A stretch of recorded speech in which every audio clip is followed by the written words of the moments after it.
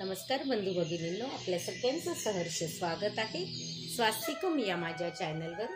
आज मी आपल्यासाठी श्री देवी भागवत पुराणातील पुढील कथा घेऊन आलेली आहे, तरी आपण सगळ्यांनी हे श्रवण करावे। ओम नमश्च चंडिकाय, ओम नमश्च चंडिकाय, ओम नमश्च चंडिकाय।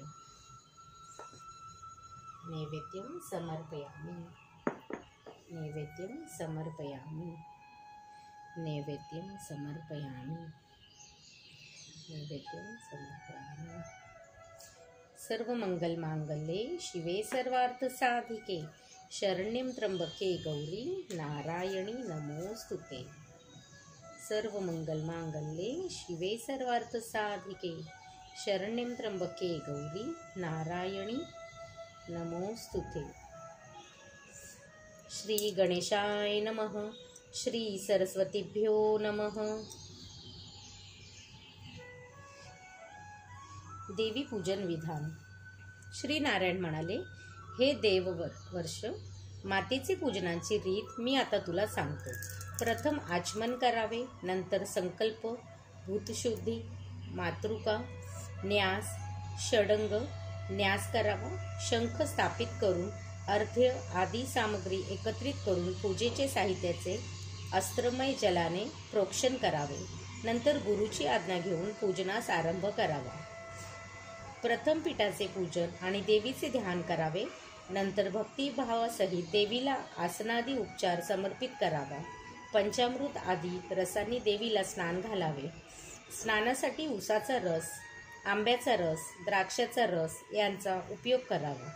तसेच कर्पूर, अगर, केशर, कस्तुरी तसेच कमलाच्या जलाचाही स्नानासाठी उपयोग करावा। तसेच दूध, दही, मध, घृत, तूप आणि शर्करा, पंचामृत यांचाही स्नानासाठी उपयोग करतात। अगरबत्ती, कपूर, चंदन, लोबान, घृत आणि गुगळ यांच्या धुपाने मंदिर सुवासित करावे। कर्पूर दीपक देवीला निरंतर अर्पण करावा। देवीला नैवेद्य अर्पण करावे। त्यात लेह्य, चौष्य, पेय आणि षडरस यांचा समावेश असावा। रसयुक्त दिव्य अशी सुस्वादू फळे देवीला अर्पण करावीत। पवित्र गंगाजल अर्पण करावे। कर्पूर तसेच नारळाचे पाणीही देवीला वाहावे। मुख सुगंधित करण्यासाठी देवीला कर्पूर, विलायची, लवंगयुक्त विडा अर्पण करावा।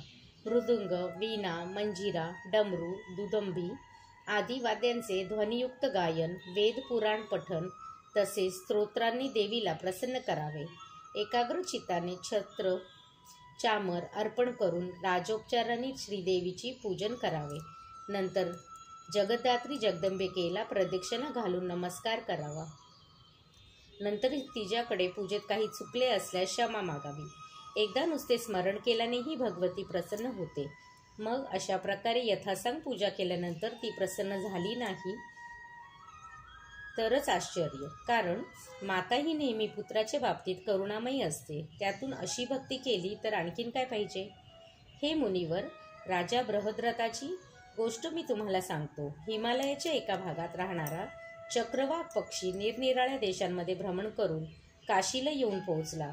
त्याच्या सुदैवाने तो भगवती अन्नपूर्णेच्या महान स्थानी अन्नकणांच्या आकर्षणाचे येऊन पोहोचला।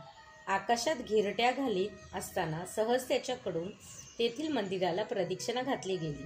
तो मग तेथेच राहू लागला। कालांतराने मृत्यू पावले आणि तो स्वर्गलोकी गेला। तेथे स्वर्गसुखे भोगल्यानंतर तो पृथ्वीवर श्रेष्ठ क्षत्रिय वंशात जन्मला। तो बृहद्रथ या नावाने प्रसिद्ध झाला। तो परम यज्ञशील, धार्मिक, सत्यवादी, जितेंद्रिय, त्रिकाल ज्ञाता, रिपुजयी, संयमी असा सार्वभौम राजा झाला। त्याला पूर्वजन्माचे सर्व ज्ञान, जे या जगात दुर्लभ असे आहे, ते प्राप्त झाले होते। राजाचे हे विशेषत्व मुनिजनांच्या कानी गेले। सर्व मुनींनी मिळून राजा बृहद्रथाकडे आगमन केले। राजाने त्यांचे आतिथ्य सत्कार यथासांग केले आणि त्यांना आसनावर विराजमान होण्याची नम्रतेने विनंती केली। तेव्हा मुनी आसनस्थ झाले आणि त्यांनी राजाला विचारले, तुला ही पूर्वजन्माची स्मृती कोणत्या पुण्यामुळे प्राप्त झाली आहे? तू कोणत्या पुण्यामुळे त्रिकालज्ञानी झाला आहेस? हे जाणून घेण्यासाठी आम्ही येथे आलो आहोत। तू ते रहस्य आम्हाला कथन कर। तेव्हा परमधार्मिक राजाने निष्कटपटीपणाने आपल्या त्रिकाल ज्ञानाचे कारण मुनिवरांना कथन केले. सर्व हकीकत सांगून झाल्यावर तो म्हणाला, मी नीच योनीतील चक्रवाक पक्षी असूनही केवळ माझ्याकडून नकळत घडलेल्या अन्नपूर्णेच्या सेवेचेच मी हे महान फल आहे. एवढे बोलत असता त्याच्या नेत्रातून देवीच्या महात्म्याने स्मरणाने आनंदश्रू वाहू लागले. श्रीदेवी पर्णमस्तु शुभं भवतु शुभं भवतु शुभं भवतु. ओम नमश्च चंडिकाय. ओम नमश्च चंडिकाय. ओम नमश्च चंडिकाय.